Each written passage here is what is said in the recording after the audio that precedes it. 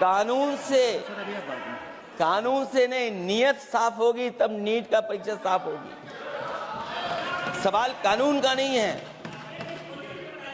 आपकी नीयत साफ नहीं है, और जिस समय आपकी नीयत साफ होगी तो परीक्षा भी साफ हो जाएगी। और हमारे साथी जो कुछ और बातें उठा रहे हैं, आज मौका नहीं है, लेकिन आपको भगवान भी माफ नहीं करेंगे, क्योंकि आप चढ़ावा चोरी में शामिल हुए हैं। और चढ़ावा ही नहीं, जो गुप्त दान था वो भी चोरी हुआ है, गुप्त दान। और ये पाप की श्रेणी में नहीं आता है, महापाप की श्रेणी में आता है। Akhilesh ji bill pay. और अध्यक्ष महोदय, आखिरी में मैं इतना ही कहना चाहता हूं, शिक्षा की रक्षा के लिए जो आंदोलन हुआ है वो हमेशा आंदोलन जीतेंगे। उन आश्वासनों को क्यों नहीं रख रही है सरकार, जो सहमति बनी है? और उसके बाद अध्यक्ष महोदय, हम लोगों ने देखा कि जब मंत्री जी लौटे हैं, मंत्री नहीं रहे, उसके बाद सदन के बाहर उनका स्वागत किया गया। अध्यक्ष महोदय, जो स्वागत हुआ उसके लिए हमें कोई शिकायत नहीं है, लेकिन माननीय सदस्यों को कितनी बड़ी राहत मिली होगी, कितने बड़े संकट से बचाया उन्होंने। एक प्रधान जी को हटा करके प्रधानमंत्री बचा लिया आपने। और ऐसा अध्यक्ष महोदय आंदोलन किसी ने नहीं देखा, जिस आंदोलन में नई पीढ़ी के लोग, कम उम्र के लोग निकल करके आ गए, और जो नारे दिए गए। ये सरकार पिछले कई वर्षों से नकारात्मक प्रचार पर टिकी हुई थी, नकारात्मक राजनीति करती थी, और न जाने कितने हजार करोड़ रुपए खर्च किए होंगे सरकार ने नकारात्मक राजनीति के लिए। लेकिन नई पीढ़ी को मैं बधाई देना चाहता हूं, उनके मनोबल को और उनकी एकता को, और जिस तरीके से उन्होंने प्रचार किया, अंततः सरकार को झुकना पड़ गया। भाजपा वचन नहीं देती, जुमला देती है। तो मुझे उम्मीद है कि सभी युवा नौजवानों का जो मांग की है उन्होंने, उन सभी मांगों को सरकार स्वीकार करेगी। और सरकार ये भी स्वीकार कर लिया होगा कि कोई दल मजाक में बना तो कितनी बड़ा दल बन गया। जो कोई चीज मजाक से शुरू हुई वो कितना सीरियस हो गई, और इतना सीरियस हुई कि हमारी सरकार लोकतांत्रिक हो गई कि जो उनको धरने पे बैठने दिया। सरकार लोकतांत्रिक थी कि उन्हें धरने पर बैठने दिया। हमने वो भी समय देखा है कि जहां पर धरने पर नहीं बैठने दिया, वर्षों वर्ष लोग बैठे रहे धरने पर, उनकी सुनी नहीं गई। इसी दिल्ली को घेरा था किसानों ने, और सरकार को लगा कि चुनाव आ गया तो सरकार ने तीनों काले कानून वापस ले लिए। जब सरकार घबरा जाती है, डर जाती है, तो सरकार स्वीकार कर लेती है। इसीलिए वो नारा मुझे अक्सर याद आता है कि झुकाने वाला चाहिए, सरकार भी झुकती है। जो विषय लाया गया है कि prevention of unlawful means act, सरकार को कम से कम ये बताना चाहिए था कि 2024 में जब ये लेकर के आए थे तो आज 2026 में कैसे पेपर लीक हो। और केवल गिनती के 1-2 पेपर लीक नहीं हुए हैं। ये ऐसा आंदोलन रहा जिसमें मां बाप और नई पीढ़ी के लोग सब जुड़ गए। अगर हम ये माने कि 20 लाख बच्चों ने परीक्षा लिखी थी और उनके घर परिवार के सदस्यों को हम इसमें जोड़ दें, दादा दादी, माँ बाप और परिवार का कोई सदस्य, तो 5 लोग प्रभावित थे। और 5 गुणा 20, 1 करोड़ लोग नाराज हुए सरकार से। और अक्सर हम पॉलिटिकल लोग हैं, हम लोग जानते हैं जब कभी आंदोलन करते हैं तो कितनी तैयारी करानी पड़ती है, गाड़ियों का इंतजाम, खाने का इंतजाम और इंतजाम। लेकिन ये पहला आंदोलन देखा कि जिसमें माँ बाप भी जुड़ गए और कहा कि जाओ बच्चों आंदोलन करो, हम आपके साथ हैं। ये पहला आंदोलन ऐसा देखने को मिला है। और केवल दिल्ली में नहीं हुआ, ये केवल दिल्ली में नहीं हुआ ये। अगर ये बात गलत है, अगर ये बात अध्यक्ष महोदय गलत लग रही है, तो देश के होम मिनिस्टर साहब को ले आइए, वो सब एक्सप्लेन कर देंगे।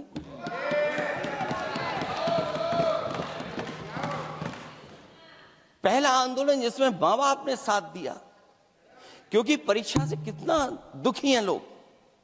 ये जो परीक्षाएं लीक हुई हैं,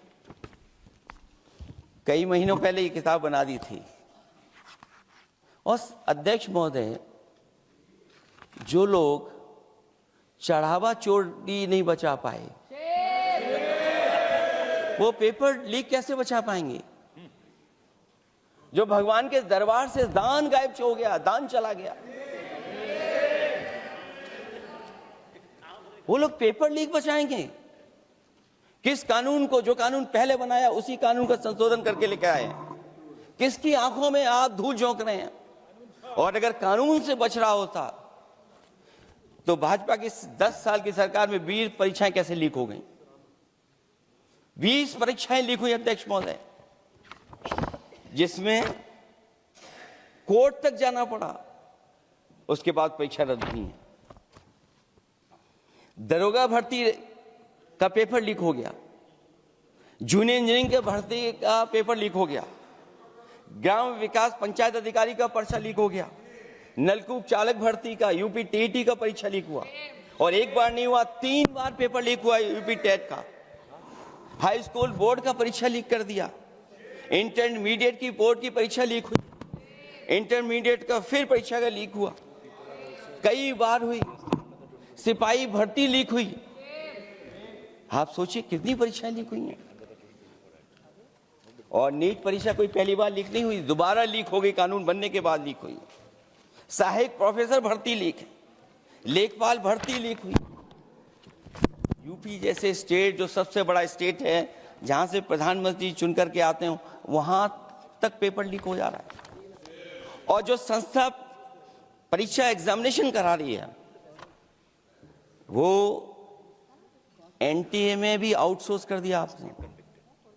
हम विपक्ष के लोगों को तो डर ये लगता है अध्यक्ष महोदय, कहीं ऐसा ना हो कि ये पूरी सरकार को आउटसोर्स कर दें। आउटसोर्स सरकार है, जो सबसे विश्वसनीय संस्था है, उसमें आउटसोर्स पे आपने कर्मचारी को रखा हुआ है। किस बात की जवाबदेही है? यही अकाउंटेबिलिटी है आपकी? कहीं अकाउंटेबिलिटी ये तो नहीं है, आप अकाउंटेबिलिटी को ये कहीं समझ बैठे हो कि अकाउंट को भर दे वो एबिलिटी वाला ही हमें चाहिए? कहीं वो अकाउंटेबिलिटी तो नहीं है। आप बताइए, एनटीए को आउटसोर्स किया हुआ है आपने। जिस संस्था की जिम्मेदारी है महत्वपूर्ण परीक्षा कराने की, उसमें सब आउटसोर्स। और ये सच कहा कि कांग्रेस पार्टी के माननीय सदस्य ने मांग की है कि वो हम लोगों को पता होना चाहिए आखिरकार कौन लोग थे जो आउटसोर्स होकर के बैठ करके परीक्षा में इस तरह की घोटाला कर रहे थे। आखिरकार जवाबदेही क्या है, किसकी थी? और फिर केवल नीट की परीक्षा की बात करें और परीक्षाओं की बात करें, अगर हम अध्यक्ष महोदय, जब से सरकार बनी है तब से सरकार की कोशिश रही है कि शिक्षा, परीक्षा और यूनिवर्सिटी का ताना बाना पूरा ध्वस्त हो जाए, उसको एक रंगी बना दें हम, उसमें अंडरग्राउंड अनरजिस्टर्ड लोग शामिल हो जाएं। ये पिछले जब से भारतीय जनता पार्टी की सरकार आई है तब से हो रहा है। और फिर शुरुआत कहां से होती है? क्योंकि आप नहीं चाहते कि देश के गरीब लोग पढ़ें लिखें, आगे बढ़ें। सरकार ने सबसे पहले हमला किया प्राइमरी स्कूल पर, और प्राइमरी स्कूल कितने बंद किए हैं आपने? जहां से बच्चे की शिक्षा की यात्रा शुरू होती है। एक गरीब परिवार का बेटा, बच्चे कहां से पढ़ करके निकलते हैं? सबसे पहले प्राथमिक शिक्षा सरकारी स्कूलों से पढ़ करके निकलते हैं। हमारे बहुत सारे माननीय सदस्य होंगे, वो उन्हीं प्राथमिक विद्यालयों से पढ़ करके आज इस सदन तक पहुंचे होंगे। आपने सबसे पहले स्कूलों पे हमला किया और प्राइमरी से लेकर के नौकरी तक पे आपने हमला किया है। युवाओं के भविष्य पर आपने चोट पहुंचाने का काम किया है। और जो प्राइमरी स्कूल जो आपने बंद किए हैं, वो इसीलिए बंद किए हैं आपने कि पिछड़े, दलित और गरीब के वर्ग के परिवारों के बच्चे पढ़ लिख न जाएं। क्योंकि आज भी अगर हम देखते हैं प्राइमरी स्कूल में कौन पढ़ने जा रहा है, सबसे समाज के गरीब परिवार के बच्चे पढ़ करने जा रहे हैं। सबसे पहला हमला आपने वही किया, और इसीलिए किया क्योंकि नींव पर ही अगर हमला होगा तो ये आगे नहीं बढ़ पाएंगे। जो आंकड़े सरकार के बताए गए हैं, 1 लाख से ज्यादा सरकारी प्राइमरी स्कूल बंद कर दिए सरकार ने। और अगर ये बात गलत है तो हमें उम्मीद है सरकार इस पर भी जवाब देगी। और अगर हम आंकड़े निकालें तो जो आंकड़े दिखाई दे रहे हैं, यूपी में सबसे ज्यादा प्राइमरी स्कूल बंद हुए हैं। और ये सरकार के आंकड़े हैं कि 7 लाख से ऊपर विद्यालय थे जो अब 6 लाख रह गए हैं। और यूपी में तो सबसे ज्यादा बंद हुए हैं। उत्तर प्रदेश में 26,386 सरकारी प्राइमरी स्कूल बंद कर दिए सरकार ने। और केवल प्राइमरी स्कूल बंद नहीं किए हैं, नौकरी पे भी हमला किया है।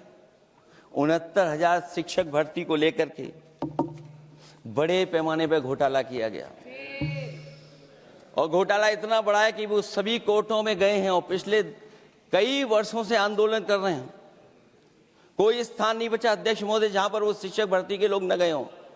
मंत्रियों के यहाँ गए हैं, आंदोलन किया है, हाई कोर्ट गए हैं, सुप्रीम कोर्ट गए हैं। लेकिन देखिए सरकार भी कमाल की है कि सरकार उनको नौकरी नहीं देना चाहती। और इसलिए नौकरी नहीं देना चाहती है क्योंकि उन्होंने भर्ती गलत की है। और भर्ती में जिन लोगों का अधिकार छीना है वो सबसे ज्यादा पिछड़े और दलित परिवार के बेटे, जिनका अधिकार इस सरकार ने छीना है। और ये अगर बात नहीं ठीक है तो हमें उम्मीद है कि सरकार इसका भी जवाब देगी। माध्यमिक स्कूलों को भी बंद किया जा रहा है और बड़े पैमाने पे स्कूल बंद हुए हैं। और जो बोर्ड की परीक्षाएं लीक हुई हैं, पूरे देश में बड़े पैमाने पर बोर्ड परीक्षाओं के पेपर लीक किए गए हैं। अध्यक्ष महोदय, हम जानना चाहते हैं कि आखिरकार 10वीं और 12वीं के पेपर लीक क्यों हो रहे हैं? 10वीं और 12वीं के पेपर लीक क्यों हो रहे हैं? इसके लिए अगर कोई सरकार के पास जवाब हो तो बताएं।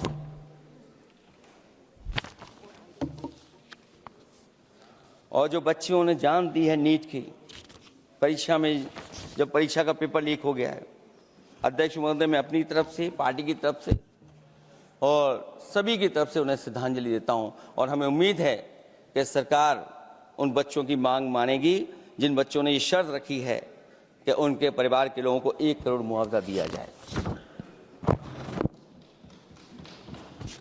जब उच्च शिक्षा में जिस तरीके से भर्ती हो रही है, अध्यक्ष महोदय, जो उच्च शिक्षा की भर्ती है उसमें जो अपॉइंटमेंट हो रहे हैं उनके बारे में तो क्या चर्चा करें कि जब संस्था पे सबसे ऊपर बैठा व्यक्ति ही अन्याय करेगा तो पूरी संस्था में अन्याय होगा। जब से ये सरकार आई है, जो बड़ी बड़ी संस्थाएं हैं, उन सब संस्थाओं में एक रंगी लोगों को बैठा करके उन संस्थाओं को ध्वस्त करने का काम कर रहे हैं। और न केवल उन संस्थाओं को खराब कर रहे हैं, बल्कि अध्यक्ष महोदय, उत्तर प्रदेश में एक स्वतंत्र सेनानी, उनके नाम पर यूनिवर्सिटी बनी, मौलाना जौहर यूनिवर्सिटी। यूनिवर्सिटी बनकर के तैयार हो गई। इन्होंने कोई सरकारी यूनिवर्सिटी नहीं बनाई। और अगर कोई प्राइवेट यूनिवर्सिटी बन भी गई है तो उसको भी हथौड़ा लेकर के तोड़ने की तैयारी कर रहे हैं ये लोग। ये नफरत की राजनीति कहां लेकर के पहुंचा देगी। और जब से बीजेपी की सरकार आई है तब से नफरत की राजनीति और दूसरे लोगों के साथ किस तरह का व्यवहार हो रहा है, उन्हें कहीं भी न्याय तक नहीं दिला पाई सरकार। और जब नौकरी की बात आ जाए तो अध्यक्ष महोदय, अग्निवीर भर्ती में भी जो हर साल में कितनी भर्ती होती थी, कानून से नहीं, नियत साफ होगी तब नीट का परीक्षा साफ होगी। सवाल कानून का नहीं है, आपकी नियत साफ नहीं है। और जिस समय आपकी नियत साफ होगी तो परीक्षा भी साफ हो जाएगी। और हमारे साथी जो कुछ और बातें उठा रहे हैं, आज मौका नहीं है, लेकिन आपको भगवान भी माफ नहीं करेंगे, क्योंकि आप चढ़ावा चोरी में शामिल हुए हैं। और चढ़ावा ही नहीं, जो गुप्त दान था वो भी चोरी हुआ है, गुप्त दान। और ये पाप की श्रेणी में नहीं आता है, महापाप की श्रेणी में आता है।